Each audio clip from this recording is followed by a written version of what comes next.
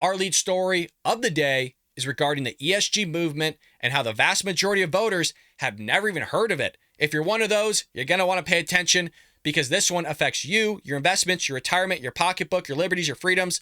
We're going to do our best here to summarize it in 10 minutes or less. Before we jump into anything, though, support a true American patriot by hitting that like and subscribe button. Leave us a short, sweet comment down below. The question of the day is, what's your number one political issue? Is it illegal immigration? Is it the economy, inflation? Is it taxes? Is it abortion?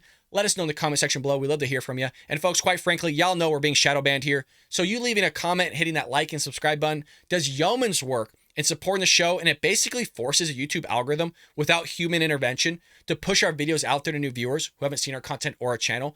So your help and support would be greatly appreciated on that front.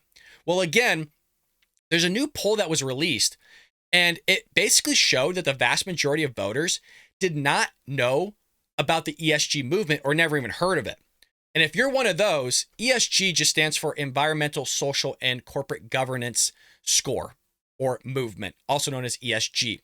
And what it is, it's basically a set of criteria, and it's used to evaluate the sustainability as well as the ethical impact of a company's operations and investments. If we were to break that down even further, very simply, is that it's basically a score that tracks your carbon footprint and the social impact that you have on society, whether it's a net positive or a net negative, both environmentally as well as socially. So they're aggregating this score, and this score is going to basically dictate your ability to do business, your ability to take out investments where you can invest, or if you're even able to invest in a company. It is wild, and it's already starting, by the way. If you're in the European Union, this is going to happen, or by me recording this, maybe already is happening because there's a new set of rules out. And we'll get to that in just one moment. Again, this is nuts, folks. But the Harvard University Center for American Political Studies and the Harris Poll unveiled a recent survey of registered voters, which found that 64% of respondents have not heard of the movement at all. And this could be a huge issue for the 2024 election, especially among Republicans. So whether they were asked, quote, investment managers have a duty to prioritize returns above all else, or, listen closely, whether they should be permitted to take climate and ESG into consideration, a 52% majority agreed with the former statement and 48% agreed with the latter. Basically, your ESG score is going to dictate what type of investments you can make, what type of lending practices you can engage in. This is wild. Supporters of the ESG movement assert that corporations must exercise their financial power in support of policies which are considered to have beneficial effects on the environment or society at large. Tracking your carbon footprint. How far did you drive this week? Al?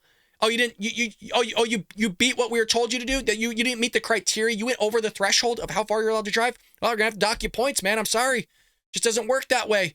Things aren't the way they were when you grew up, Al. Okay, we're not in the 70s anymore. This stuff's nuts. Skeptics, on the other hand, contend that the philosophy intermixes political and social causes favored by executives in a manner that distracts companies from profitability. Your ESG, your carbon footprint, should not have anything to do with your investment opportunities, what people are able to do with your money, where they could put that money, who you could do business with. And like I said, if you're part of the European Union, there are major corporations that have their tentacles spread out everywhere now because of these environmental scores, where you can't or possibly won't be able to engage in business with. And what I mean by that is this. Say McDonald's, for example. European Union, in Europe, there's McDonald's. And they're given a score. And say you're a potato farmer, because you're going to send them potatoes so they can make French fries. And you don't want to engage in the ESG score because you think it's stupid. Well, guess what happens? See you later. You're not working with McDonald's anymore per the new rules. So now you're just out business. Oh, you don't have an ESG score? Sorry, you're not going to be able to take out, you're not going to borrow money from a lender. You don't have an ESG score. We can't do any work with you. Oh, your ESG score is low? Nope, we can't work with you either.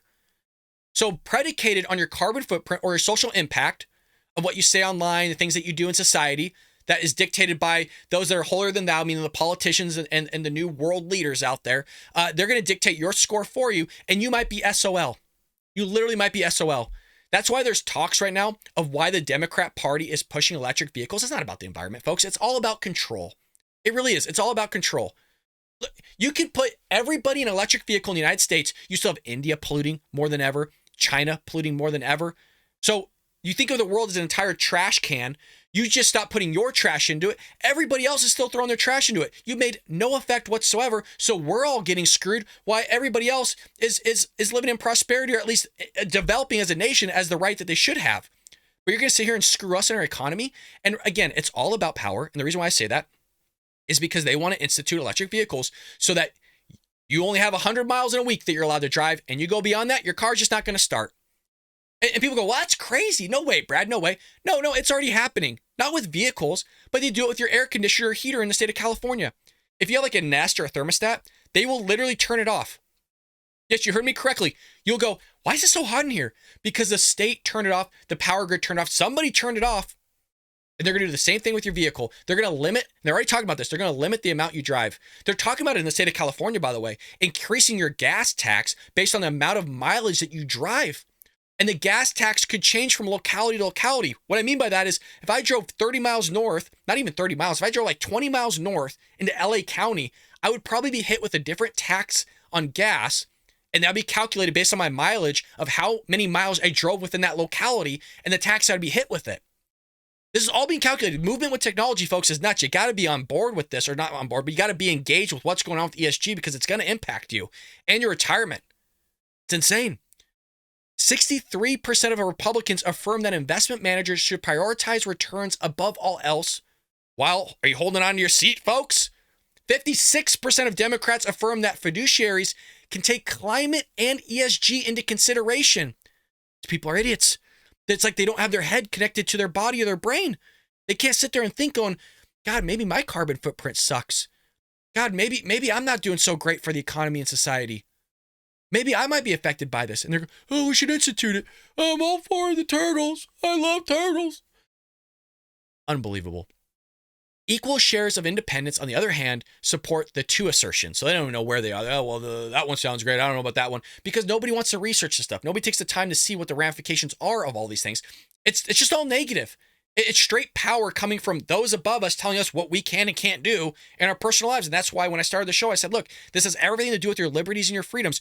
Why the hell is the government going to engage with on how high you could put your temperature in your apartment, how low you could put your temperature in your apartment, how far you could drive, how far you can't drive, where you could put your investments? That has everything to do with your liberties and freedoms. It has everything to do with your retirement, what type of lending practices you're able to engage in. It's wild. The survey results indicate that many Americans are skeptical of the ESG movement's core assumptions and desire their funds to be allocated in a political neutral manner, which is a good thing. But again, if you look at the other spectrum, 58% of Democrats, rather 56% of Democrats believe that the ESG score should be incorporated in how their investments are handled. You had individual investors whose savings are invested. Again, an exclusive poll was conducted by the Daily Wire last year that showed 64% of respondents believe individual investors whose savings are being invested should decide whether funds are appropriated according to ESG standards, while 20% believe that Wall Street asset managers should make such decisions. Voters were divided when asked by Harvard and Harris about specific policy proposals related to ESG and forwarded by Democrats and Republicans. Some 53% of respondents supported President Joe Biden's movement to veto a resolution that would have barred retirement fund managers from incorporating climate and ESG considerations in their investment decisions, while 56% of respondents backed a decision from Texas lawmakers to blacklist financial companies for allegedly using ESG considerations to eliminate their investments in fossil fuel industries, a policy which would force state pensions and other public entities to sell their shares. You don't want to do ESG scores? See you later. You don't want to do business with somebody that's engaging with ESG scores? See you later. You have a low ESG score? See you later. You don't, and by the way, this is only the beginning, okay? This is only the beginning. Who knows how that policy, or whatever is implemented in terms of calculating the ESG score, will continue to encroach and create more power for those above us to tell us what we can and can't do with our land, with our property. If you're a farmer, you got to be terrified right now because the carbon footprint you're doing. These people are so crazy, folks. And we talk about this all the time with illegal immigration. The EPA is so crazy. You got thousands of people pouring across the border illegally, costing us anywhere from $150 to $180 billion.